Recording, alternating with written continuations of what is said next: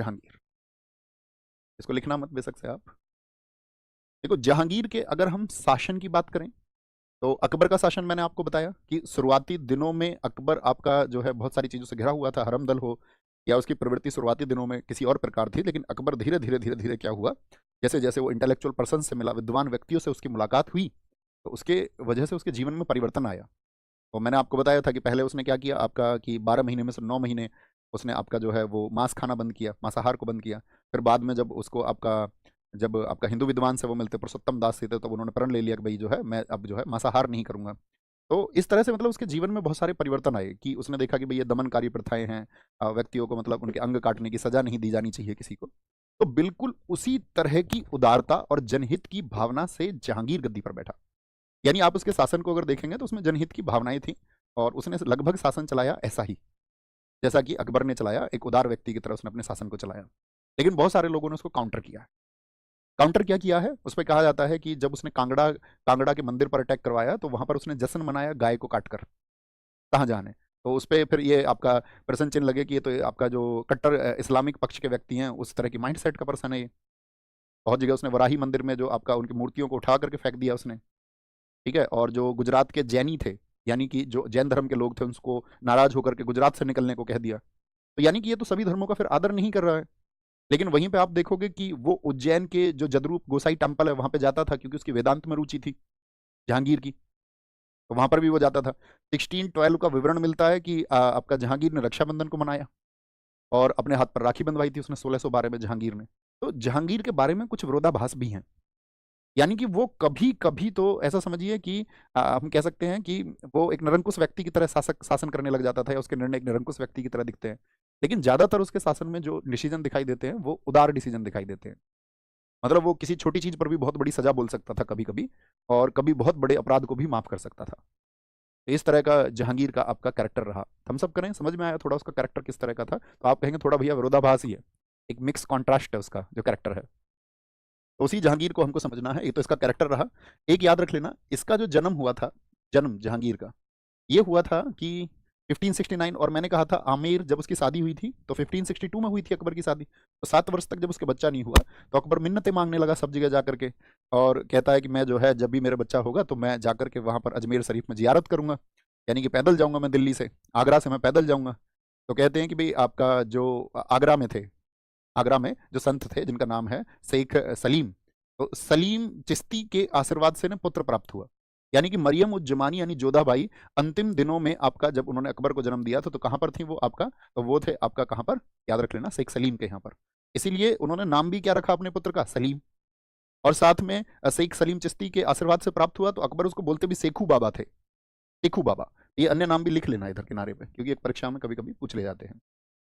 Child अपने भाई, अब इकलौता वारिस हो तो आपने देखा होगा अक्सर घरों में, बड़े घर हों और अकेला बच्चा हो तो बड़े लाड प्यार से पलता है, उसकी हर चीज मानी जाती है। तो उसी लाड प्यार का फायदा उठाया इसने, और 1599 में, 1599 में, कहीं किनारे पे लिखना, 1599 में इसके दिमाग में सनक आई कि भाई जो है मैं अब एक मतलब मुक्त जीवन जीऊंगा, मुझ पर किसी का कोई प्रभाव नहीं होना चाहिए। तो उस समय इसको अजमेर में पोस्टिंग मिली हुई थी, तो 1599 में ये अजमेर से इलाहाबाद भाग गया बिना अकबर को सूचना दिए।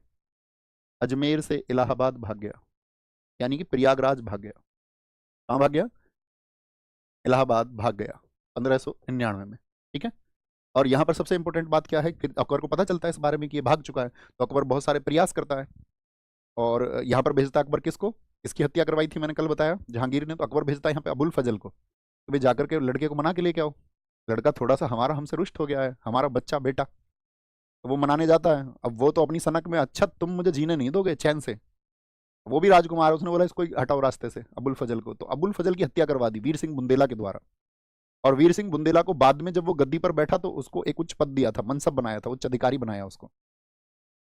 अब यार अकबर सोचे यार बड़ा कमाल का आदमी है, हम तो समझाने के लिए भेज रहे हैं। मान इस समय पर अकबर बिजी था, मैंने आपको बताया था 1601 में अकबर कहां पर अभियान कर रहा था, असीरगढ़ में। तो ये उन दिनों की बात है। तो 15 ये बात चलती रही, 1-2 साल अकबर बिजी रहा अपने, ये अपने आराम से मुक्त जीवन जीता रहा। तो बाद में क्या है, इसको समझाया सलीमा बेगम ने।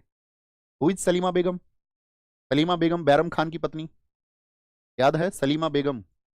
सलीमा बेगम दरअसल में तो बाबर की पोती ही थी, और शादी कर ली थी, मैंने कहा था ना आपसे कि बैरम खां एक सिया पर्सन था, सिया था, लेकिन जैसे ही उसकी शादी मुगल साम्राज्य, मुगल वंशजों से यानी कि सुन्नियों से हुई तो सुन्नी खिलाफ हो गए बैरम खान के। ठीक है कि भाई ये व्यक्ति अपने अधिकारों को बढ़ाता जा रहा है, राज परिवार से अपने संबंध बढ़ा रहा है। याद है? तो आप कहेंगे हाँ जी, सलीमा बेगम, जिस बैरम खां के मरने के बाद में और शादी कर ली थी अकबर ने, तो वो सलीमा बेगम जो है आपका इंटेलेक्चुअल लेडी थी, एक विदुषी महिला थी। और मुगल साम्राज्य में ये कहते हैं कि उसके डिसीजंस जब कोई पेच फंसता था या राजा या मंत्री भी सलाह लेते थे तो सलीमा बेगम से सलाह लेते थे, क्योंकि सलीमा बेगम का जीवन रहा बैरम खां के साथ में। और बैरम खां मैं आपको बता ही चुका हूं कितना कूटनीतिक व्यक्ति था, यानी मुगलों को तो जो मुगल खो चुके थे वो वापस उन्होंने बैरम खां की वजह से पाया। और नहीं तो इनके तो हालात नहीं थे ना, अकबर तो छोटा बच्चा था, वो क्या वापस पाता। हुमायूं के हालात आप जानते ही हैं, तो हुमायूं भी क्यों सक्सेस हो पाया वापस, बैरम खां की वजह से।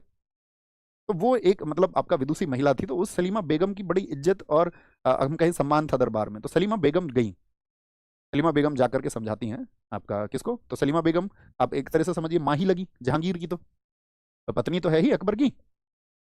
तो वहां पे जाके उसने समझाया कि नहीं बेटे, पिता से ऐसे नहीं आपको बर्ताव करना चाहिए, और गद्दी तो तुम्हारी है, मुक्ति रहोगे तुम अकबर, तो अब तुम जानते हो अपनी वृद्धावस्था में है, तो तुम्हें तो सब कुछ संभालना है, और इस तरह से तुम रुष्ट हो जाओगे तो बाकी सरदार जो हैं वो इसका फायदा उठाएंगे, वो अकबर के करीबी हो जाएंगे और कल से तुमसे अधिकार सारे छीन लिए जाएंगे, तब क्या होगा। तो कहते हैं उसकी समझ में चीजें आती हैं और वो तैयार हो जाता है कि ठीक है डैडी के पास चलेंगे।